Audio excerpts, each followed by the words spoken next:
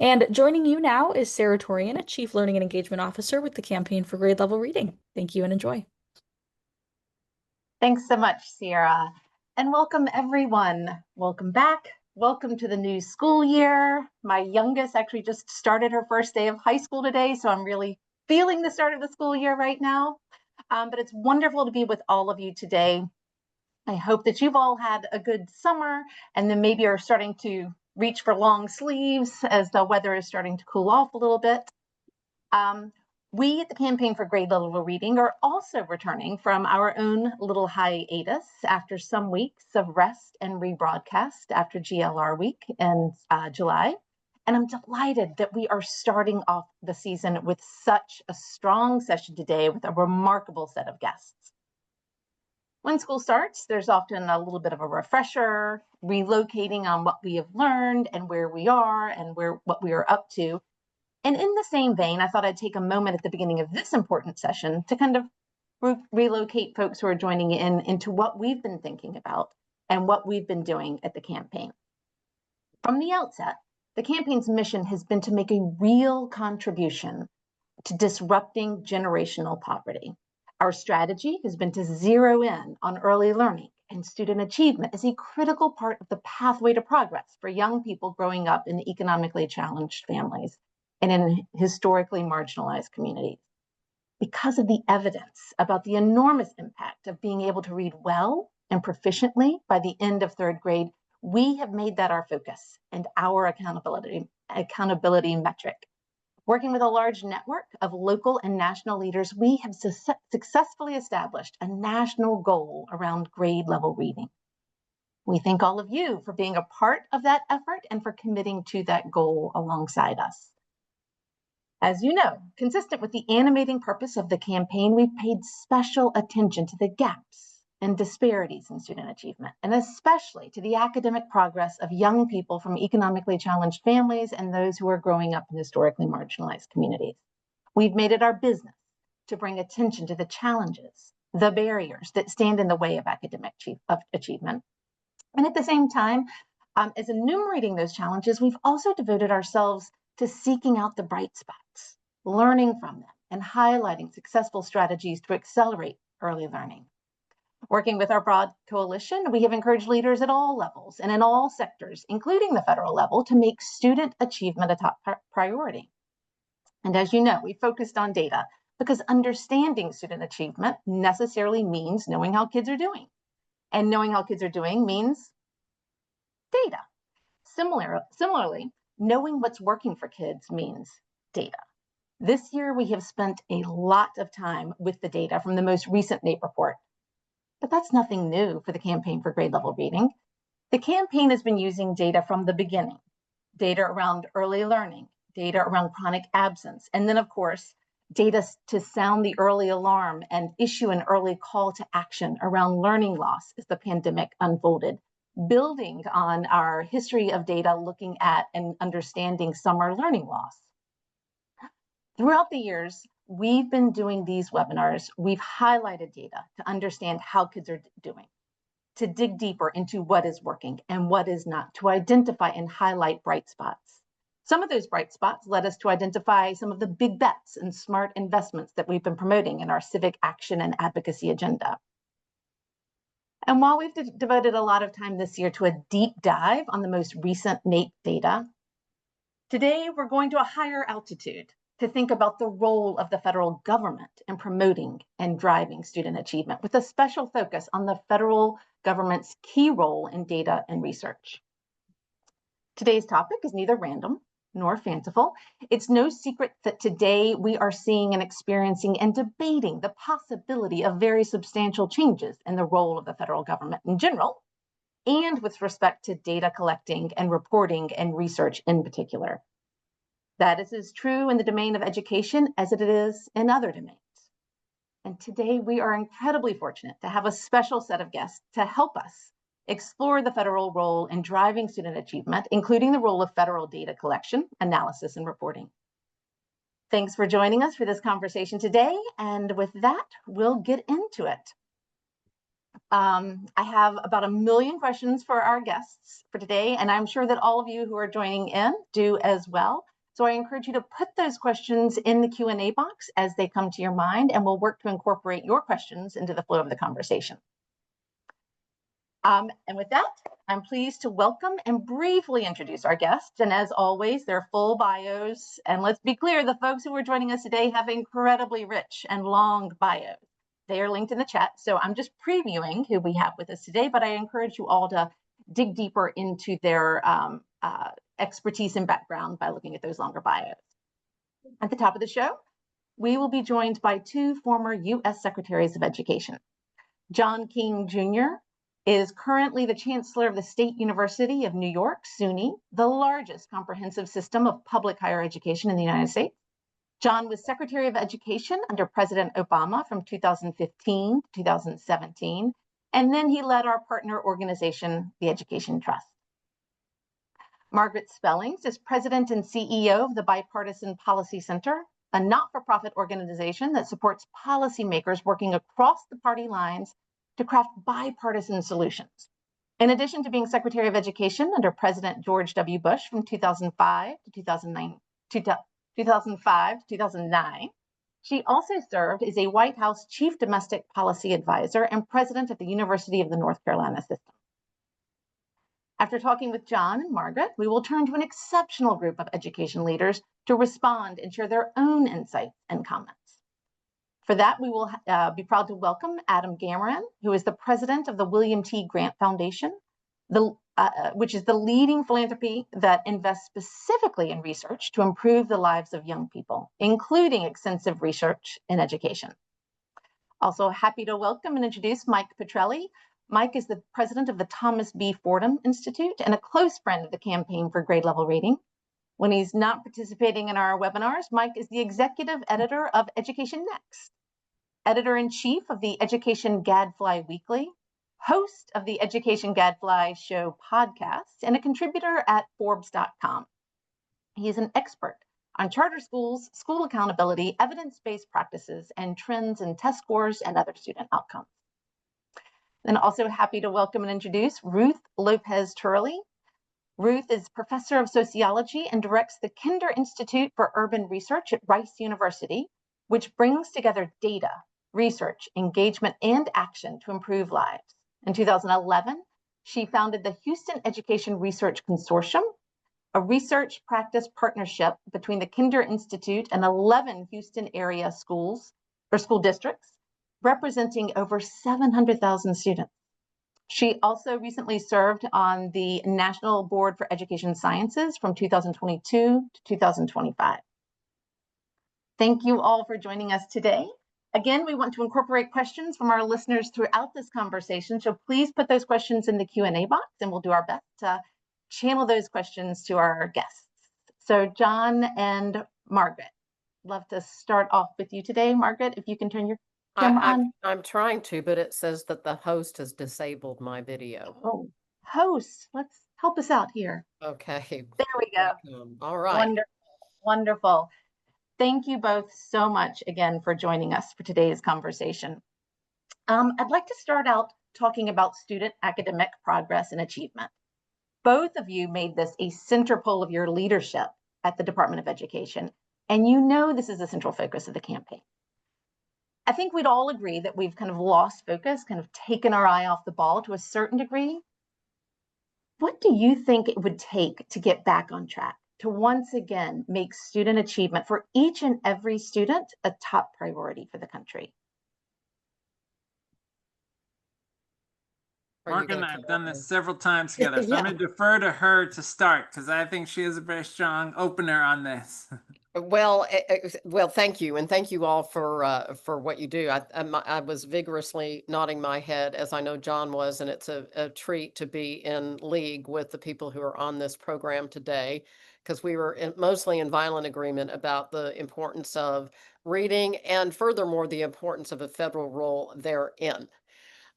You all have a strong equity agenda, and our shared thesis as a country since LBJ has been that We needed a federal role that could make sure that we were holding ourselves accountable about the needs of every single student, irrespective of condition, zip code, or other modifier.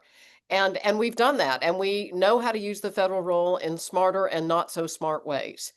And when we focus like a laser on priorities like reading that people understand, when we elevate and campaign, to use your word, for research-based practices, we can move the needle for all students, and we have. And at risk of being a Texas braggadocio, and shout out to my friend Ruth, my fellow Houstonian, when we focus on every kid, we measure, yes, that's testing. We report that data, we hold it up, we learn from it where we can, and we make it a central part of what we invest in. We go in the right direction. And all you have to do is take a look at the NAEP data from in the 16-year period or so, from Bush through Obama, and we were going in the right direction. Was it perfect? Hell no. But we were going in the right direction. And then before COVID, yes, before COVID, we started to slip. And in my view, the reason that we did that is because we stopped using federal policy and other policies around the country in a less muscular way. We took our foot off the gas. The fine print took hold. We embraced, and we're, I guess, maybe going to further embrace it, local control. I'm a big local control person, but folks, it's not against the law to improve student achievement. And we know how to do it in smarter ways than others, using federal investments, a federal role, and the federal bully pulpit. I agree with every word that Margaret said, and that it's a pleasure to be in this community of people who are committed to improving reading performance throughout the country. The two things I would add, one, we need to rebuild the coalition that supported the education, accountability, and equity agenda. And that coalition was in many ways anchored by unlikely bedfellows in bringing together the civil rights community and the business community. And that partnership at the federal level and in states was incredibly powerful, able to speak to legislators on both sides of the aisle, able to command public attention, focus public attention on where the performance gaps are, what we need to do to close those gaps. And that coalition then was able to bring parents into the conversation in really powerful ways to drive an agenda. And we need to bring that coalition back. In many states, you see both sides of that coalition hesitant to speak to education issues, but at the end of the day, we cannot address civil rights disparities if educational opportunity is not equitably available. And at the end of the day, for every employer, they will not have the workforce we need if we do not provide students with the foundational skills, particularly in English and math, although obviously students need much more than that. But if they don't have those things, they surely aren't going to be successful in the workforce. So that's one. The second point I would make is we need leadership. And I am heartbroken about how little you hear about educational outcomes from our leaders. And that's both sides of the aisle, that's federal and state.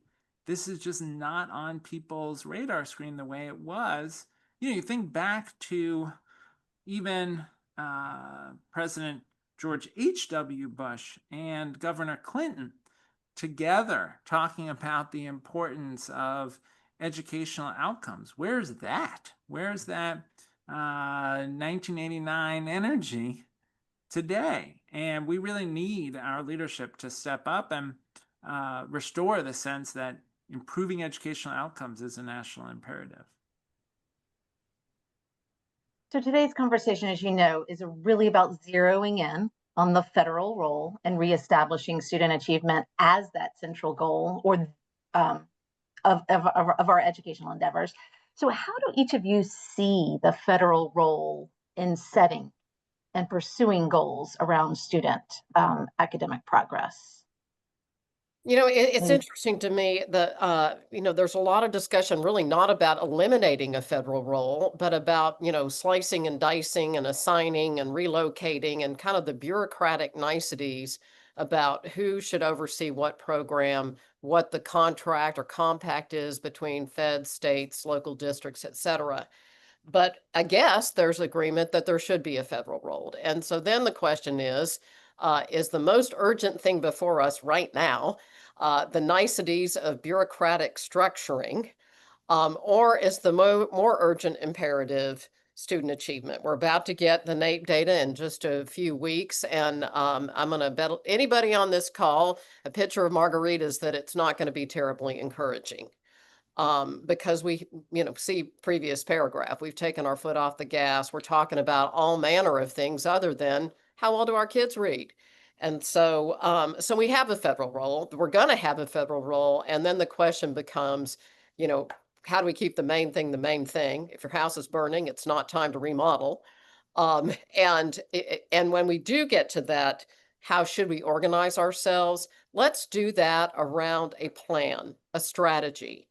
And during the Bush administration, in the aftermath of 9/11, we had a very bipartisan conversation about how to organize our national security apparatus. The Homeland Security Department was created. We looked at the lack of information flows across various actors. There was a plan, and we created a bureaucratic response to it. So I think that's a good model for us now.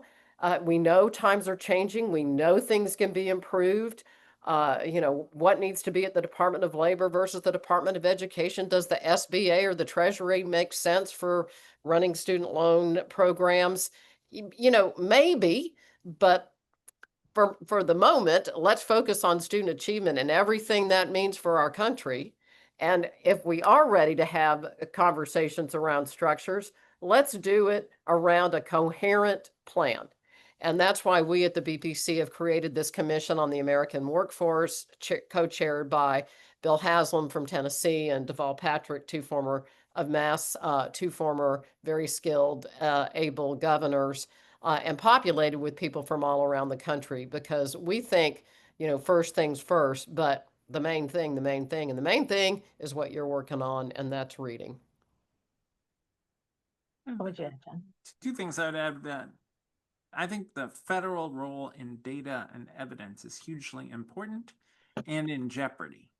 And I'm worried about that. I'm worried about the health of the NAEP. I'm worried about the defunding of IES. I'm worried about our ability to have good information about where we're succeeding and where we're struggling. We've talked so much in the world of reading instruction about the Mississippi Miracle. Well, we wouldn't know about the Mississippi Miracle if we didn't have NAEP data to tell that story. We also need the NAEP data to know where we're stalling the most, where we're struggling the most, so that we can intervene. So that federal role in data and evidence building, critical. I would extend that evidence building to, we need more evidence around what works. Things like the What Works Clearinghouse are very important so that we have a better sense of what are the interventions that help English learners the most? What are the interventions that work best for the middle school or high school student who's really behind? What are we seeing for students with disabilities, particularly dyslexic students, that's working really well? And so we need that research function, and that too is under attack. So that's one area. We need that federal role there. The second area I'd emphasize is we need federal resources invested in places that are struggling economically. And this isn't just cities. This is rural communities that are very high needs. The Title I program is hugely important. These are dollars that are going to districts that couldn't generate those dollars themselves. They just don't have the tax base. And so if you go back, as Margaret did, to Lyndon Johnson, to the Elementary and Secondary Education Act, to the vision for that federal role, it was about trying to get resources to the highest needs places, because we can't afford as a country to lose out on the talent of those kids. And so that federal role also is something that we have to prioritize in this moment. Can I just add one quick thing Yeah. to that? If we get rid of data and research, if we don't have a problem, we don't need a solution. And if we don't have a problem or a solution, we don't need money. So, I'm worry when, people who've railed against testing and railed against a focus on academic achievement around math and reading, maybe hoisted on their own petard when we get to a place where there is no federal investment in this incredible opportunity that we have to fully leverage the human capital, the talent of this country in a time when the workforce is changing arguably more than ever in the history of the world through AI and whatnot. This is a time when we should be stepping up our game to the maximum extent possible, not thinking, who cares? So it's a very, very worrisome time. And I think, amen to John and the recreating the coalition. That's what you're doing here at the campaign. And John and I are glad to be part of it. Mm-hmm. Well, both of you kind of talked about history in the federal role. So can we talk a little bit about the special nature of the federal role in education in terms of civil rights history and its current relevance there? And John, if you could start off on this one, and then I'd love to hear your additions to that, Margaret. Sure. Look, I always point folks to the famous Norman Rockwell painting of Ruby Bridges, because that's an iconic image that comes immediately to mind. And immediately you see in your mind's eye Ruby Bridges there at the center. But who's around Ruby Bridges? U.S. Marshals. Well, why U.S. Marshals? Because New Orleans and Louisiana did not want to provide Ruby Bridges with the equitable education to which she was entitled. So there has been this crucial federal role in enforcing civil rights. You think about the Office for Civil Rights at the U.S. Education Department, the work they do. It's a place you go if you've been discriminated against on the basis of race or sex or disability. Huge share of the cases that are processed by OCR are about families whose kids with disabilities are not getting the services they're entitled to. So you need that federal infrastructure to make sure that states and districts are doing right by kids. Now, sometimes it's because states and districts don't want to do the right thing. Sometimes it's because they are inadvertently creating these disparities. I remember we had a case when I was secretary in OCR where we looked into a community where there was a STEM magnet high school, and there were very few, almost no Latino students at this STEM magnet high school, even though there were a lot of Latino students in the district. And one of the things that we found out is that the information went home only in English. And so for many Latino parents for whom English was not their first language, they couldn't access this opportunity for their kid. I don't think somebody sat in an office and said, I want to figure out how to keep Latino students out, but inadvertently, their policy was having that effect. And OCR worked with them to change their outreach strategy. So they were reaching out to all of the kids, all of the communities within their district. So that federal role is critically important. And again, it is under real jeopardy. We've seen a huge reduction in the staff of the Office for Civil Rights. And I don't think states and local districts are going to make up for that. And so we need Congress to say, this is an important role. This is an important federal function. We're going to fund it. Yeah, I just, it's having been a university president that, and John gives one good example about a charter school, but I think people do not fully appreciate the volume and the nature of the kind of cases that come to the Office of Civil Rights. And it's a very unique remit. It's, the Justice Department or whoever else might have expertise or interest in these sorts of issues. It's a completely different kind of interface. And along with all the other things that the Department of Education does, whether it's research or data or funding disbursement or school saving, on and on. That, I just think it's a place where not only do we need a federal role, we need a federal role that understands the various pieces of the business and the context that it operates in, and that the smartest way to do that is to have a federal Department of Education who has a clear understanding about what those obligations are and can enforce them, whether it's interfacing with a parent with a special needs child or a victim of sexual assault on a university campus and everything in between. And so it once again elevates, what are we trying to do here? What are our shared beliefs around this function? And how should it get elevated, managed, and led? And I'm pretty confident that the American people continue to have a keen interest in this as a priority. I'd like to hear what each of you think about the most important elements of the federal role in driving towards supporting and really kind of creating accountability with respect to student academic progress in terms of the power of the bully pulpit. I think both of you have referenced that already, the role of data collection, research, analysis, and publicity, or the role of financial incentives and disincentives. What are the most important and how is that playing out?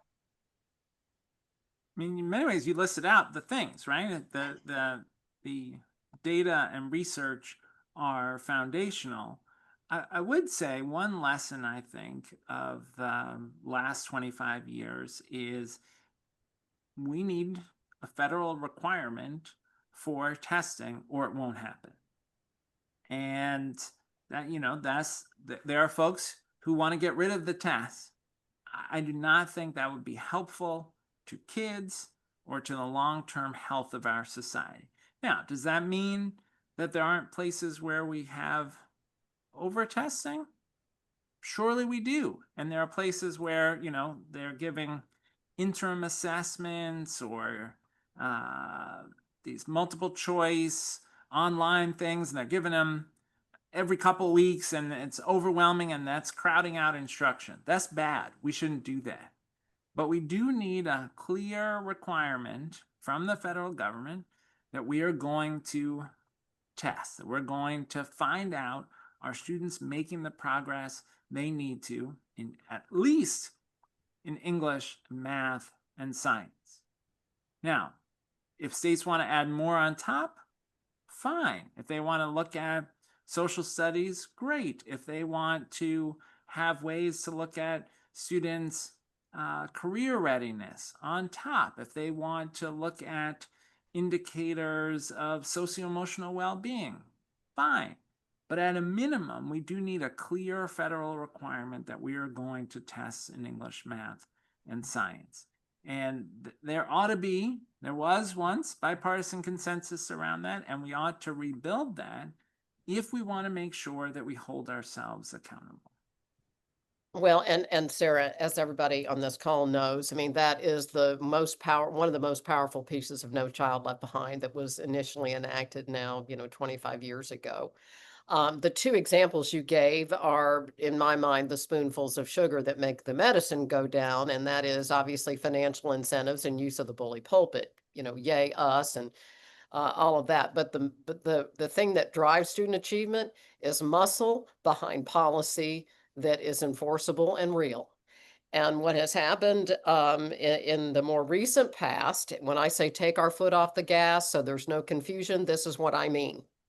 A lax attitude around the fine print, defining the academic year in ways that allow a lot of kids to get out, exemption rates on at test days.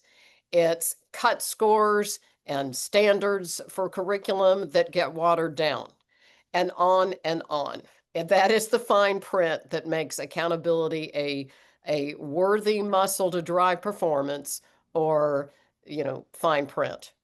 And that's why we need a Department of Education, because the people who have the kind of expertise that can say, no, Virginia, there is a Santa Claus, are the people that do that. And that, whether people like it or not, that is what it takes. And it's not comfortable to call people out and say, you're not good enough. You need to up your game. And, it makes people squirm, but it sure did work for kids. John, you were kind of talking about like the balance between over testing but the importance of kind of understanding how kids are doing. I'd like to hear both of you speak a little bit about, how we can strike the right balance in that around accountability and data, but the concerns of over testing, particularly when there's this moment now where there's this special sensitivity around the role of the federal government. And Yeah, I mean, look, I'm a kid from Brooklyn, so there's always a risk in using an agricultural reference as a kid from Brooklyn. But I will say, there's a saying, you don't make a pig fatter by weighing it, right? So I do worry that in some places people have said, well, I know there's this test at the end of the year, so I'm going to turn my class into a version of the test, and that's what we're going to do every day until we get to the end of the year.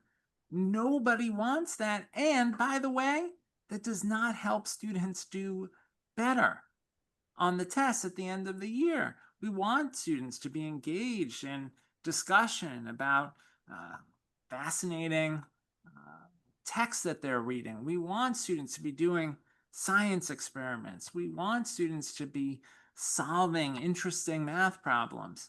And we want at least once a year, like a checkup at the doctor to find out, hey, how are we doing?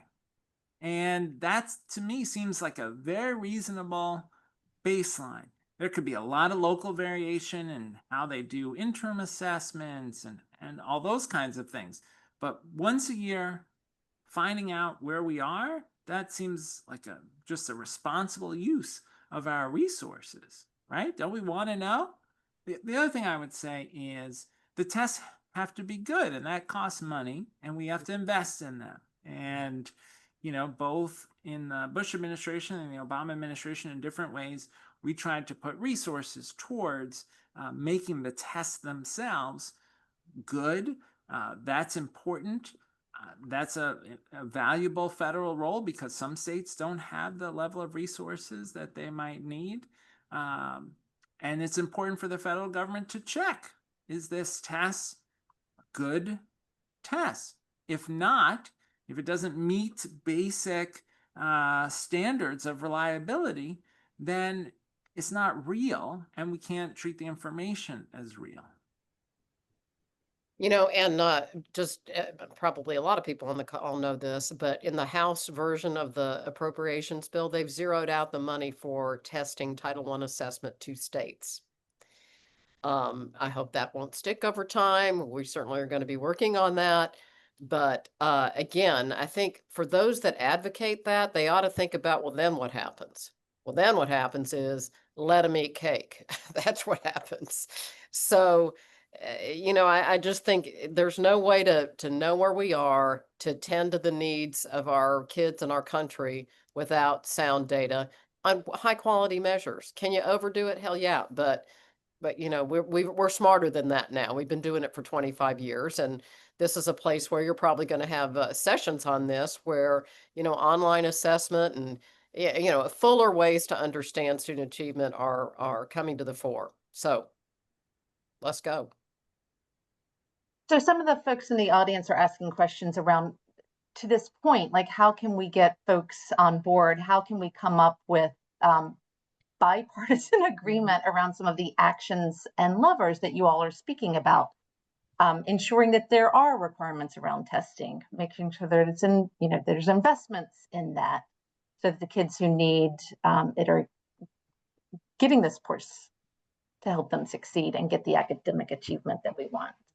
Yeah, well, we can start by not changing the subject and talking about whether the SBA ought to run the student loan program, I would say. So that let's to collectively decide that the most important thing for us to be talking about is the quality of education and how our students are doing in this wildly competitive AI innovating world.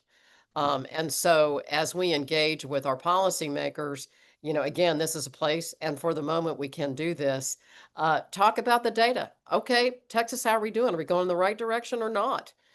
Where do we lag? In what subjects? And so, we just have to keep reminding people what's at stake and where are we? And I think we can't do it enough. So that's what this campaign is about. Amen to that. The thing I would add is, one of the greatest threats to accountability, I think, is people feeling like they don't know how to improve. Because if people feel like they don't know how to improve, then they start to resent the accountability. It feels like a gotcha. Yeah. And we can do something about that, right? And this is the important part of the Mississippi story, right? They intentionally, systematically directed resources and energy to capacity building.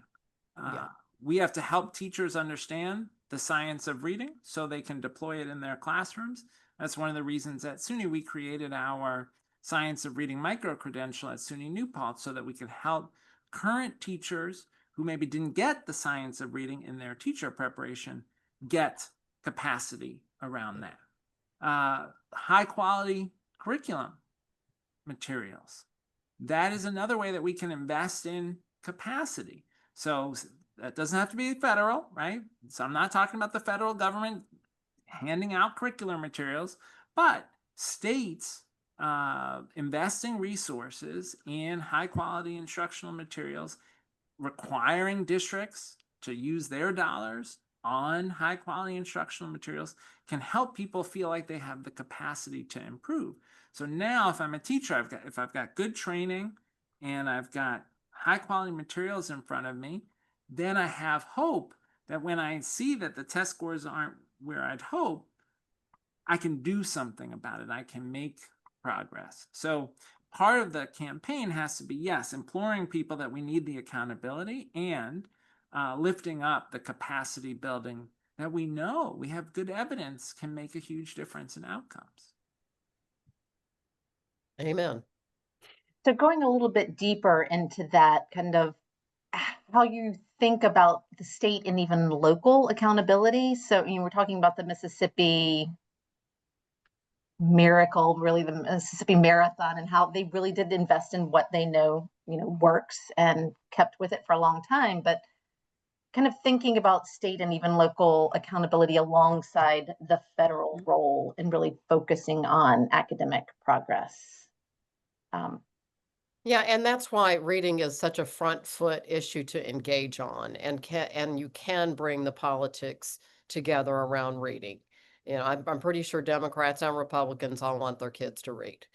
And whether you're in Mississippi or Massachusetts, you want your kid to read. And so, it's just a compliment to state and local efforts. And, I'm so encouraged by, 30 some odd states have passed research-based reading, evidence-based reading laws. What Mississippi did, and Alabama and Louisiana and others, they had fidelity of implementation that recognizes all the pieces and parts, whether it's a credential from your public university system, the ongoing PD, the parent support, et cetera. And they were able to do it on a scale in those places where, if you know Kim Yana, she drove around Mississippi and said, now, was just on it.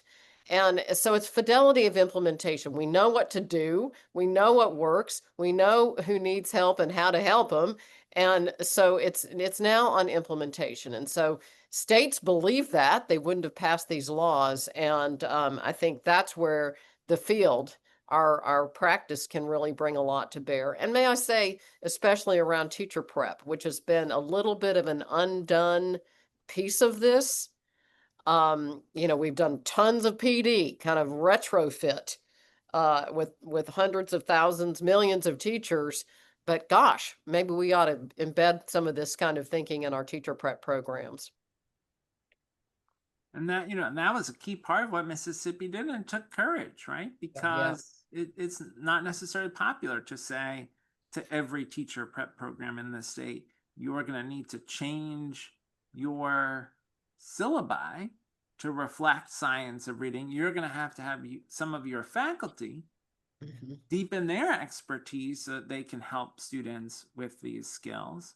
But one thing I will say that I think is another place for kind of political leverage in this conversation that has made a big difference already in the science of reading movement is organized parents, and particularly the parents of kids with dyslexia have been a key part of the science of reading movement throughout the country.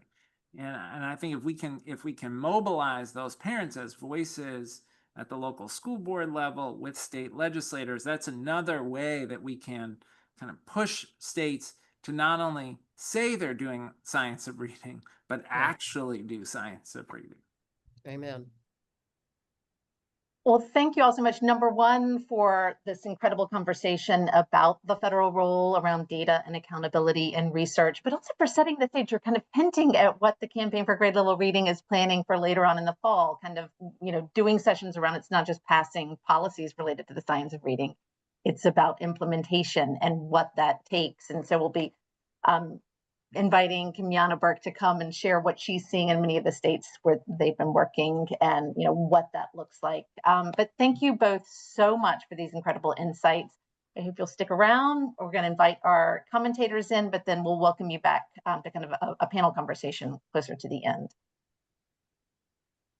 Thank you. And so with that, I'd like to welcome Adam Gamerian, Ruth Turley, Mike Petrelli. Love to kind of hear your reactions to what we've heard from the secretaries, and also your own insights and ideas about what you're seeing around the federal role in promoting accountability and student achievement.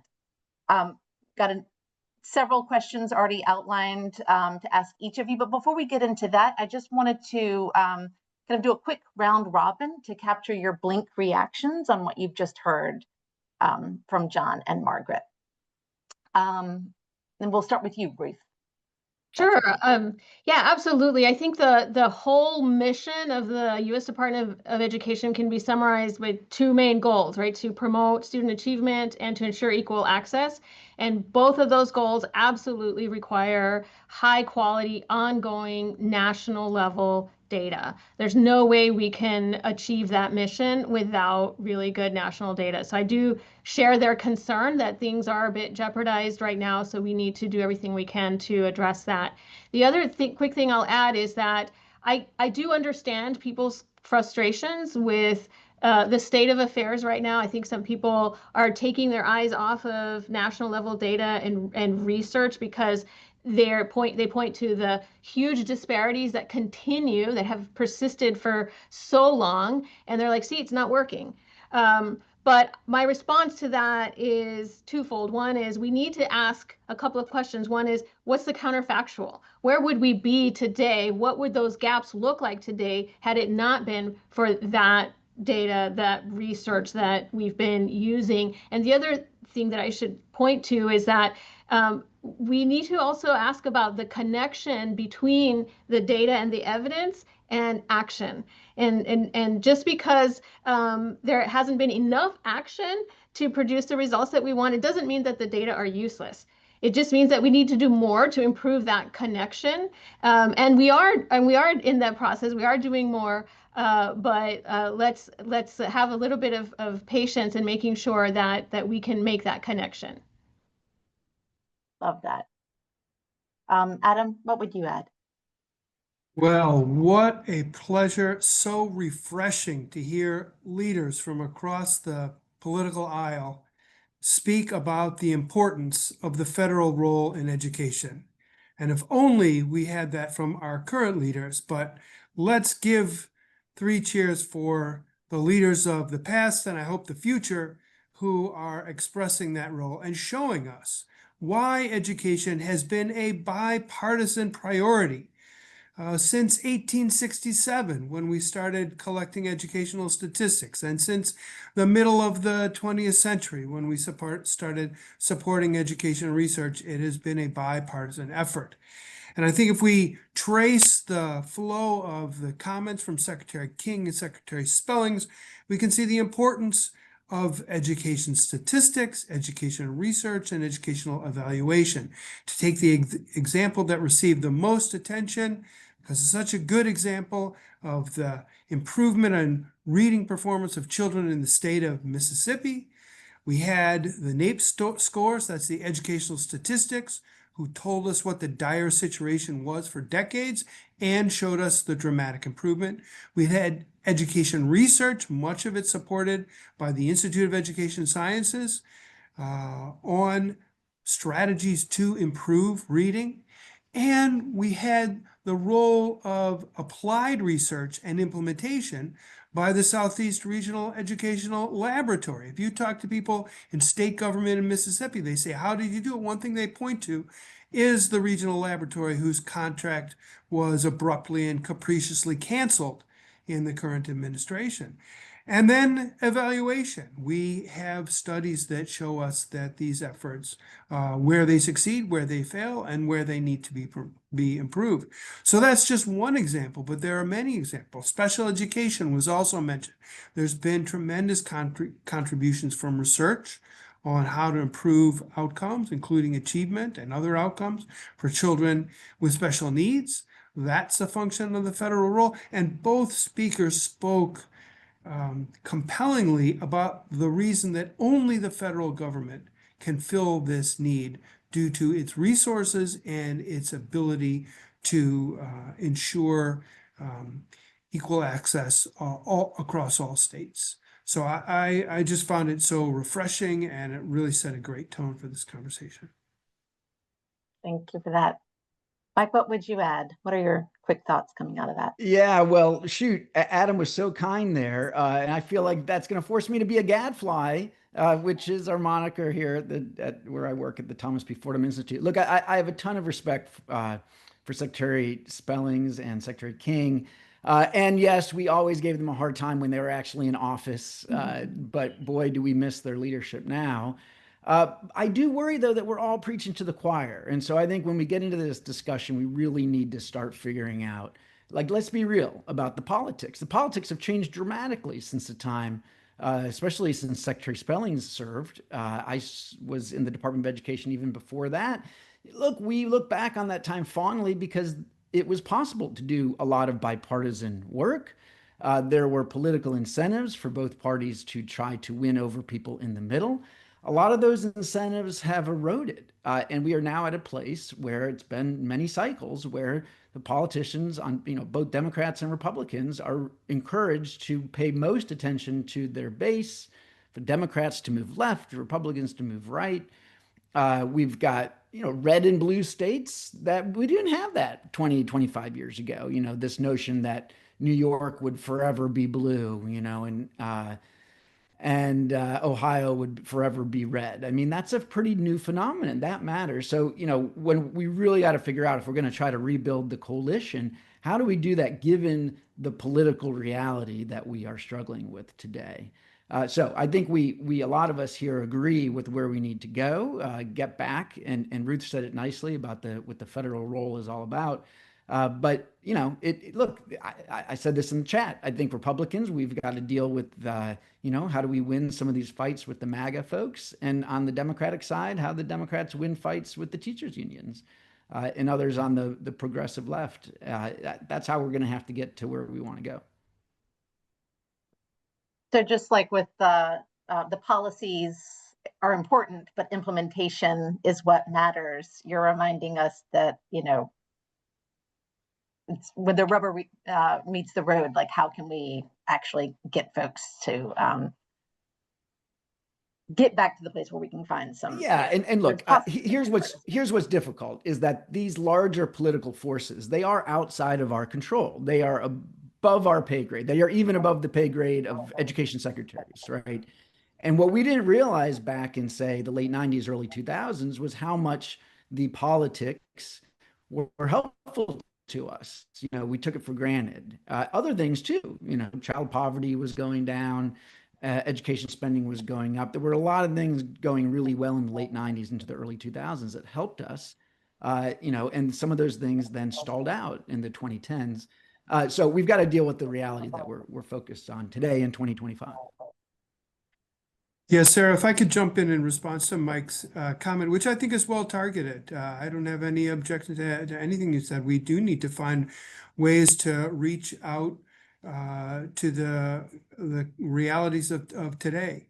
As you know, Mike, I chaired a committee of the National Academies of Sciences a few years ago on the future of education research at IES. And that report had two major themes, one of which I think is not going to go in today's environment. It was about centering equity in education research. But the other one I think is very current and very appropriate for our times. And that is the need to ground research in the needs and experiences of parents, communities, and learners, parents, teachers, and learners. We hear all the time the importance of parents driving education, the importance of education being responsive to parents, the importance of education research being responsive to parents. I couldn't agree more. And we know this from the education research standpoint because we find, and this is a concern about the education research up until now, is that too often we produce interesting findings, go on a shelf in a library somewhere and don't actually make a difference in the real world. And one important strategy for getting evidence used is to ask research questions where we have constituents who actually care about the answers. And so I think that is one strategy for pushing work that could appeal to today's bipartisan possibilities and to help create a new coalition that is cognizant of the political realities of today. So Ruth, coming back to you, we know you just recently served on the National Board for Education and Sciences. So can you tell us a little bit about the board, its responsibilities, and what you were working on and what you all were hoping to accomplish there? I think that's a good way for grounding. And I would add, I was recently terminated from that board, which is because of all the reasons that we're talking about. Yes, I was just, you know, to respond to Mike and the things that he was saying. I mean, that board is supposed to be a nonpartisan board. It oversees the research arm of the U.S. Department of Education, which is IES that Adam was just referring to. And yes, it's supposed to be nonpartisan, and yet you know, we're deeply affected by what is going on politically right now. So, which is why I was terminated. Not just me, but the whole board. So we're 15 members on this board, and our duties are mainly to advise the IES director and to approve of research priorities and to evaluate the work of IES. And in particular, I served on a committee that was tasked with reviewing several reports that came out of the national academies, including the one that Adam was just referring to.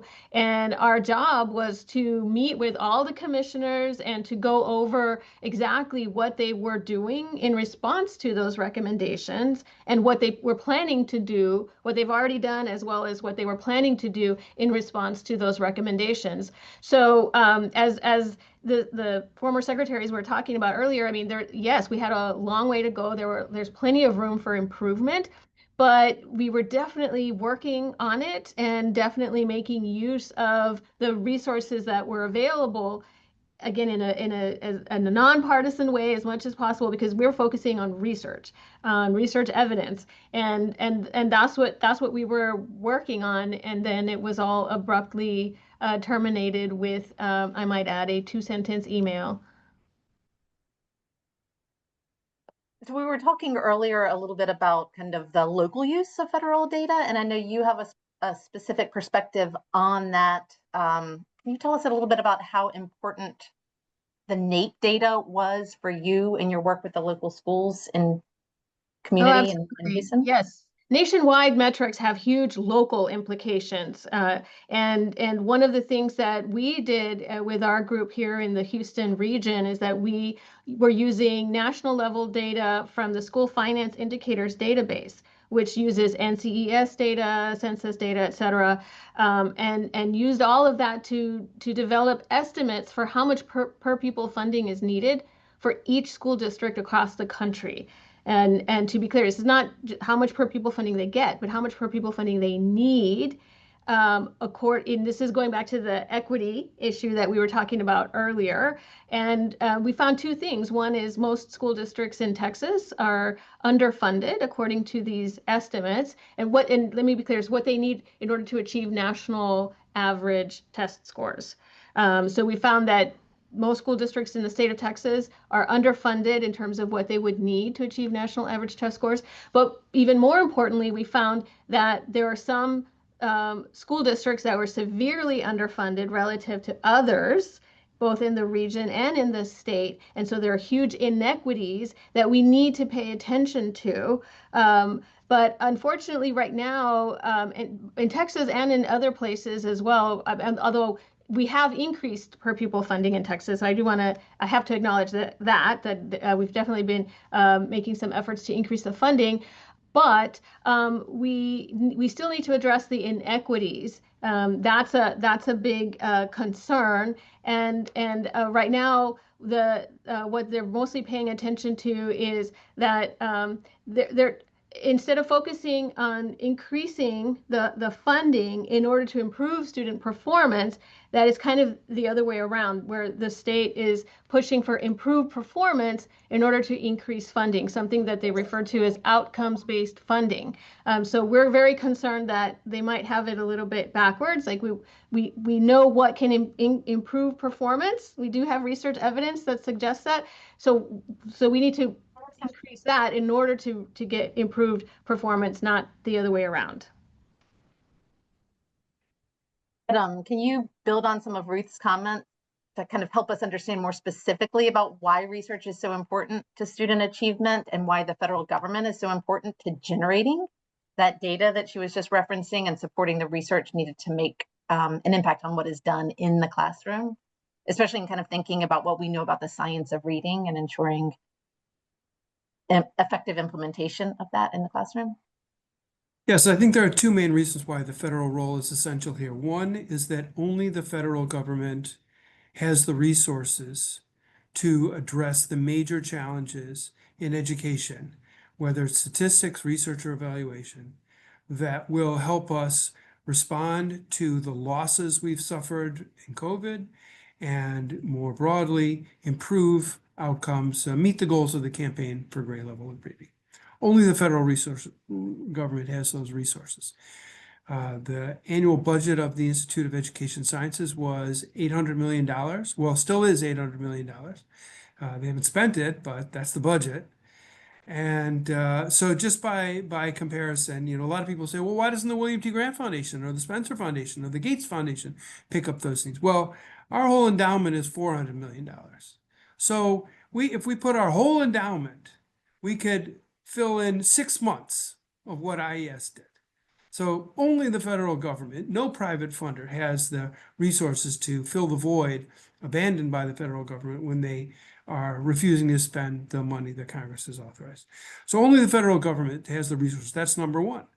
Number two, as the former secretaries were saying, only the federal government can ensure that there are ways of holding states, schools, and students, learners accountable that are meaningful across the country. So one of the things that No Child Left Behind did was it exposed the dramatic differences among states in the way they were examining the performance of students in different states and schools and school districts. And so as we transitioned from the Bush administration, the Obama administration, many of the policies held true, but there were incentives for elevating the benchmarks for performance. So only the federal government is capable of doing that. Now, we don't have a national test in this country, and we don't need a national test to hold all states and school districts accountable for promoting student achievement. But we do need some national benchmarks, such as the National Assessment of Education Progress, the National Educational Longitudinal Surveys, which track the performance of individuals over time, and these activities that the federal government can undertake, and states and local districts can interpret meaningfully. So Mike, coming back to you and kind of that question of politics around all of this, how does the bully pulpit of the federal government and the president's priorities impact student achievement? And how did a backlash over testing, and federal overreach kind of lead to the breakdown of the focus on accountability and student achievement?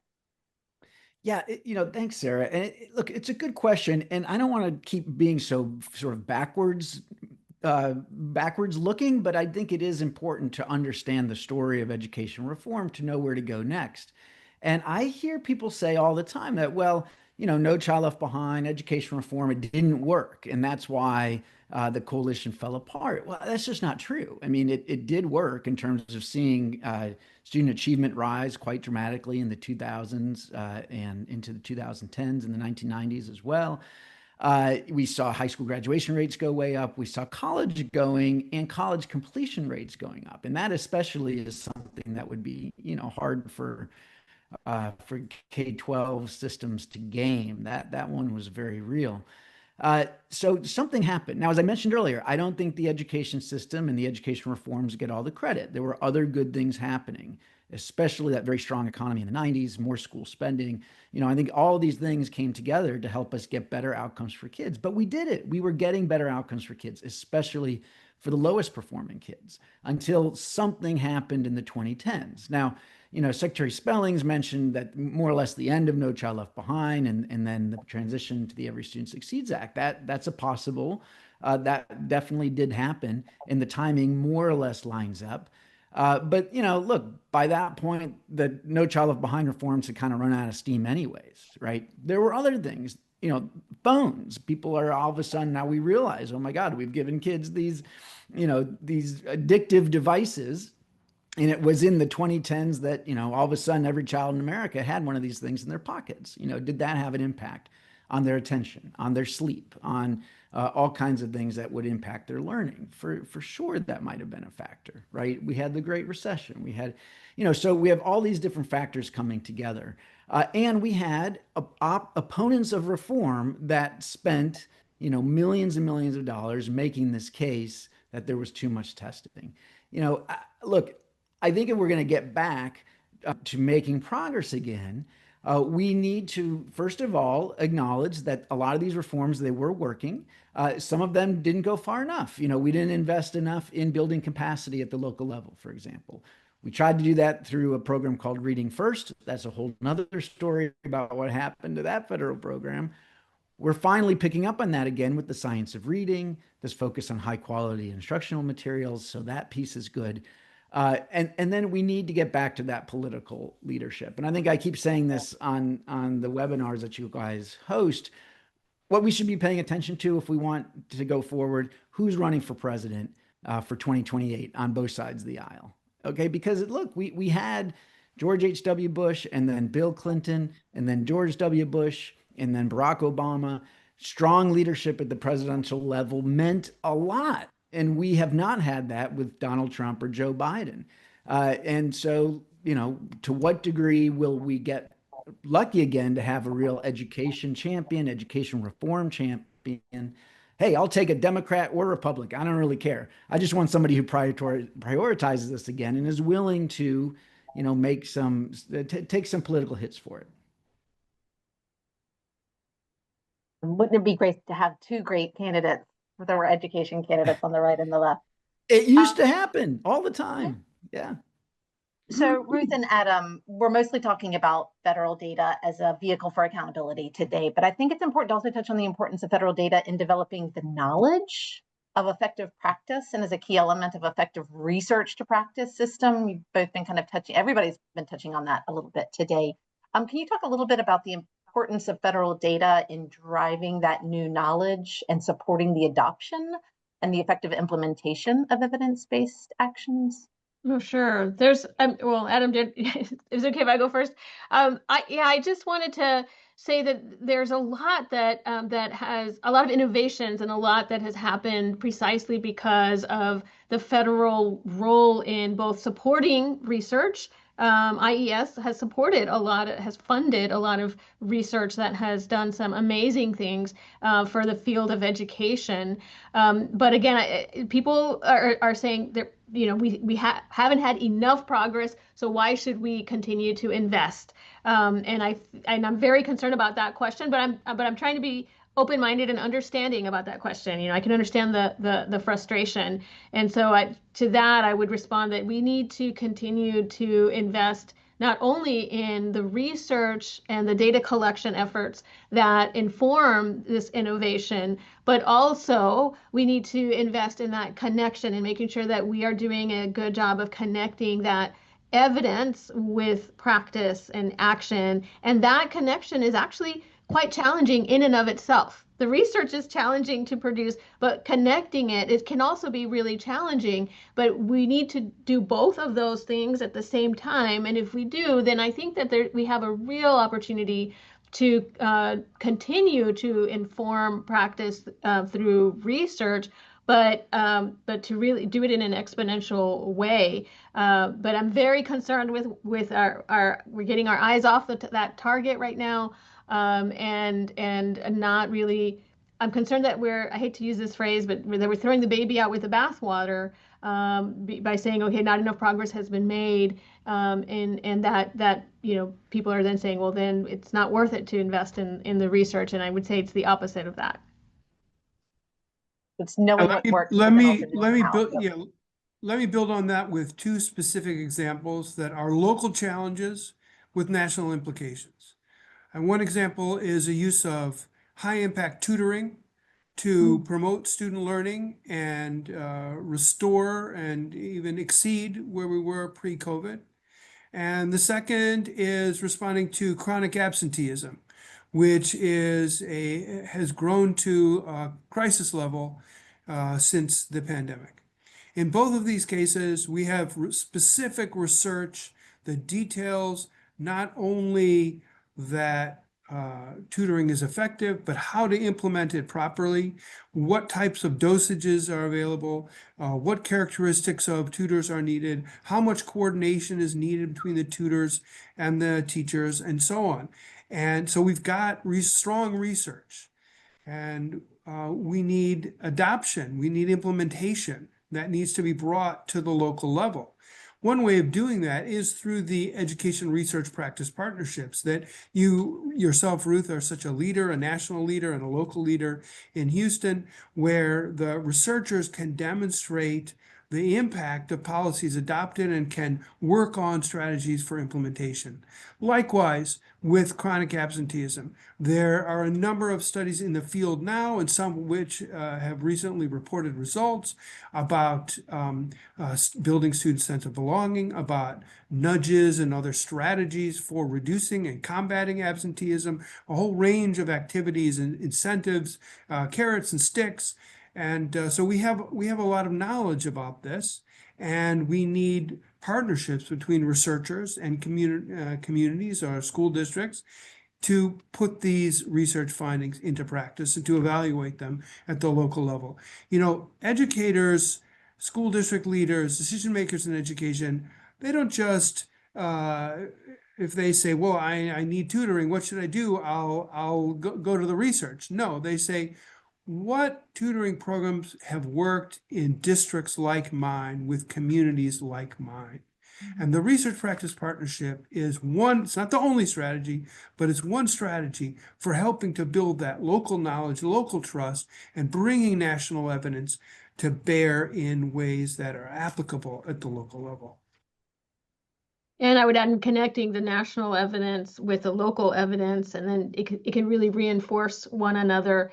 In our case, we found that to be especially important for early childhood education, you know, making the case for full day pre-K, just overwhelming evidence showing the importance of full day pre-K, and we just need to do more to invest in that. So that's setting me up for the next question. Kind of thinking about this universe of education research that is so vast and large, kind of the local data and the state data and the national data that you were just kind of referencing, and the links between them, both Ruth and Adam. But then also, like, there's many education research organizations and special efforts like the Education Recovery Scorecard that really kind of blended lots of different types of data to really understand that crisis and chronic absence that you were mentioning, Adam. I think it would be helpful for our audience to kind of better understand of the role of federally collected data in that overall constellation of all these different sources of education research and education data in driving kind of student achievement and student progress. So I'd love to invite each of you to kind of share your brief thoughts on kind of how to connect those dots and the value of kind of leaning into, you know, all the different stars in that constellation, if that makes sense. I'll start. I think that there's in order to help us get back on track in terms of this goal or goals, the two goals that that represent the mission of the U.S. Department of Education. I think that there's a lot that we can do to make sure that okay, I'm just going to speak for the state of Texas for the moment.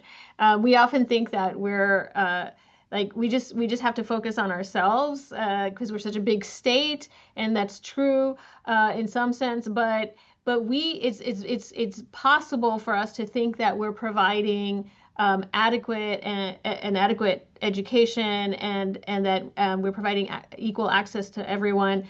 But until we can make that comparison using national level metrics, we can easily be off track. And I think that some of our own research has shown that in many ways we are off track, and that we need to do more. We need to, in some cases, a lot more. So those, I feel like there's so much power and potential there as long as we make sure that we have the high quality national level metrics available, and that we're all making those comparisons and then applying them. One thing we haven't talked about yet is the rich administrative data on education being collected at the state level. And if we could connect those, but the state level data are not enough. Right. If we could connect those state level data with national data, such as national surveys or other national data collections, then we could truly see the progress that is being made in the states, the different challenges that school districts in different states are confronting, the advantages of resources that are received in different states, whether federal or state resources. We can see how it all fits together. So that's one way of thinking about the constellation of education research and data. Mm-hmm. Yeah, and I would just add, if people don't know, my colleague Amber Northern is over at the Department of Education right now for a 6-month stint, helping to redesign the Institute of Educational Sciences. So, look, the fact that the administration brought her in as a serious research expert is a good sign that they seem to understand the value of it. Yeah.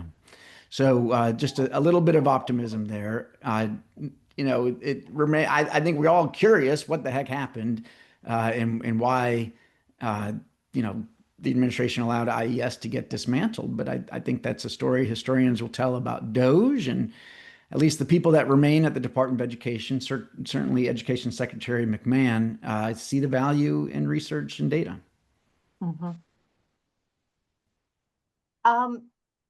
Any kind of, we're about to invite Secretaries King and Spellings back for the closing portion of this conversation, but just wanted to invite all of you to add any, if there's additional thoughts that you haven't shared that haven't come up in this conversation yet in terms of that question that we started off this conversation with them kind of like taking our eye off the ball in terms of academic progress. and what it will take to get us back there in terms of real focus on the ball of academic progress and student achievement as a higher priority. And I know you've all kind of touched on this a lot throughout this conversation, but if there are any kind of other thoughts that you have not highlighted or lifted up, I'd love to provide a chance for that, and giving Margaret and John a warning that we'll be inviting them back in just a second as you share these thoughts. I mean, sure. I fully agree. We've abandoned at the federal level our examination of education outcomes and progress, and we need to get back to that. I think there's strong agreement on the parts of leaders across states of all different political stripes. There's certainly agreement in the U.S. Congress, who insists on continuing with the funding for education, including education research. And we need the administration to bow to those realities. I don't want to step on Ruth's toes in terms of the Texas piece, but I would say this: there are some states out there, and I would say Texas is one of them, that are still very much focused on student outcomes. A story in today's news about Mike Morath, the Texas commissioner, visiting, I think it was Fort Worth public schools, anticipating maybe another state takeover. Just like he's done in Houston. It feels like 1999 all over again. This is the sort of thing that states used to do sometimes, was take over school districts that aren't getting the job done. It's probably the least popular, most politically difficult thing to do. And yet there are some states doing it. And frankly, and I don't mean to be partisan here because I wish it weren't so, these days it tends to be the red states that are more willing to continue this focus. If you want to see who still has A to F rating systems for schools, or 0 to 5-star rating systems, almost all of them are red states, with a couple of exceptions. Where are charter schools still growing? It's in the red states. Where is even science of reading going strongest? It's often the red states. So I think, I guess to John, I feel like the folks on the left have a particular challenge in figuring out, how to overcome the ascendant progressives and the teachers unions. I think that is a particular problem, especially at the state level. Ruth? Oh, and just before you respond, Ruth, just wanted to flag to everybody listening in, we've just popped up our evaluation engagement polls. So just encourage everybody to continue listening in. We're just going to have this up. Just wanted to provide that early access to everybody so that you have time to fill it out if you have to run to your next meeting. But back to you, Ruth. Sorry. No, I was just gonna respond to Mike's comment about the Texas situation and just say that I actually fully agree that there's a very important role for the state to play in these examples of school districts that have been underperforming. But research shows that a lot of this has to do with severe underfunding in these particular school districts. And so I would say that would be a great place for the state to start. And so while, yes, Texas has definitely been doing more to increase student funding, I think that we still have a long way to go to ensure that it is actually adequate and equitable. Here, here. That notwithstanding, our friend Mike Miles in Houston has gotten some great results down there with the good combination of state and local urgency around student achievement. Right, Ruth? That's what we're seeing, improved test scores, and but we do need to do some research to analyze the specific levers that have led to those test scores. We'd be very interested in doing that. Well, welcome back, Margaret and John. I couldn't resist, sorry. No. And that's Texas setting us up for the next braggadocio. question that I had for everybody, because this conversation has been so much focused on what some of the incredible challenges are in terms of, the federal role in research and data and how we're seeing kind of the trend downwards in student achievement. But at the Campaign for Grade Level Reading, we always try to remain optimistic and look for the bright spots that can inform action and can kind of be, expanded so that we can see more progress around student achievement, especially for those children growing up in economically challenged families. So I'm really curious to hear from all of you about the rays of light, whether the work that's happening in Houston and other places where that helps you remain optimistic, things that you are watching, promising signs that you're excited about and hopeful about seeing grow. Well, I'll jump in just quickly and say, and I'll pick up where Mike left off, and that is that I do not believe that anything that has happened is forever and always and unsolvable. And I think this campaign, organizations like mine, leaders from around the country can make the case to the Congress and some in the administration that let's not throw out the baby with the bathwater, to use Ruth's phrase. IES, I think, can be improved and reinvented. We need the NAEP. And so how do we collectively become part of the solution, not part of the problem? Or else we will get run over. So we need to stay energized and motivated and collected together because, while there's a lot of us on this call, we haven't always agreed 100%. I nearly fainted when Mike Petrilli said something nice about me. I think I'm going to recover though.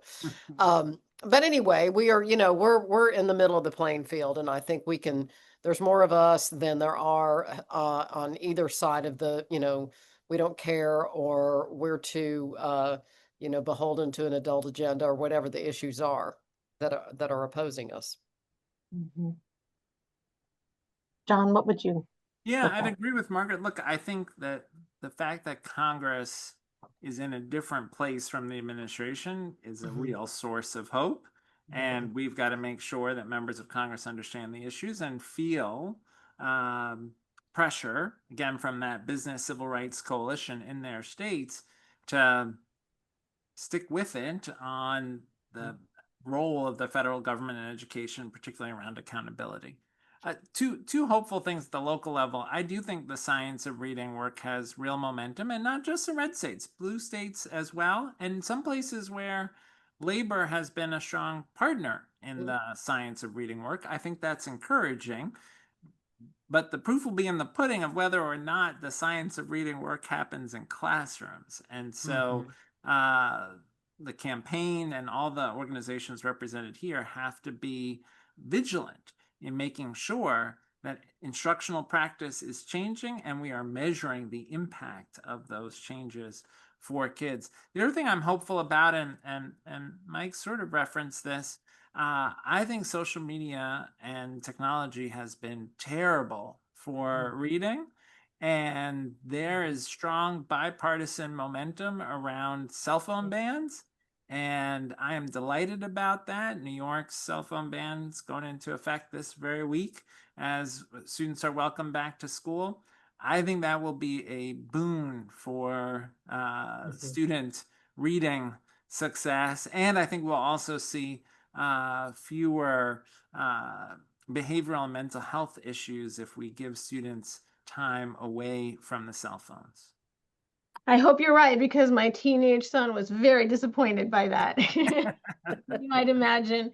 But I would add, so one thing that's really giving me hope right now is exactly this work that we've been focusing on over a decade now here locally, is research practice partnerships, where the use of data, the use of research can be really can be off-putting for a lot of people, right? Because it can be weaponized, it can be used as a gotcha moment for schools and school districts to embarrass people, etc. But if it's done in a close partnership where the goal is, we're here to work together to solve problems. We're not trying to point fingers at anybody. We're just trying to improve student outcomes. Once that happens, and especially at the local level where we can have really strong relationships of trust and really work on these really challenging problems together in a constructive manner, beautiful things can happen. Like school leaders and district leaders are much more open to what the research has to say, even if it's not, good news, but they're much more receptive to it if it's done in a partnership, in a really constructive manner. So that's something that we've really been working on locally, that we've learned a lot about, and that gives me a lot of hope moving forward. And what I would add, what gives me hope is that the changes that we've experienced in the last 7 months, 8 months are not irreversible, but neither is renewal assured. And we need allies on all sides. Congress was mentioned, the education community, the business community, the civil rights community, all need to work together. And there is content that we can focus on that will be appealing to multiple constituencies, including, as I said earlier, the need to ground education research in the needs and experiences of learners, communities, and educators. If we do that, then families can see the importance of education research. Education decision makers can use education research to better their children's experience and drive achievement and long-term success forward. Yep. And just picking up on some of what's in the chat, Beth Gamba Steele mentioning Washington, D.C. after all these years, still doing incredibly well. And we can point to other places, right? Mississippi, the Southern Surge. New Orleans has been, of course, in the news with the Katrina anniversary. Denver had an incredible run there for a while.